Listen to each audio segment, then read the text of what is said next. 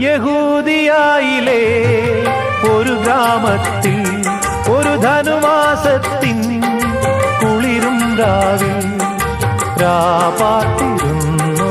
രജപാലകർ ദേവനാദം കേട്ടു ആമോദരാ സ്വർണരാജികൾ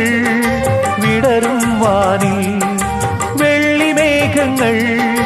ഒഴുകും രാവിൽ താരക രാജകുമാരിയോടൊത്തന്നു തിങ്കൾ കലപാടി ഗ്ലോറിയ അന്നു തിങ്കൾ കലപാടി ഗ്ലോറിയ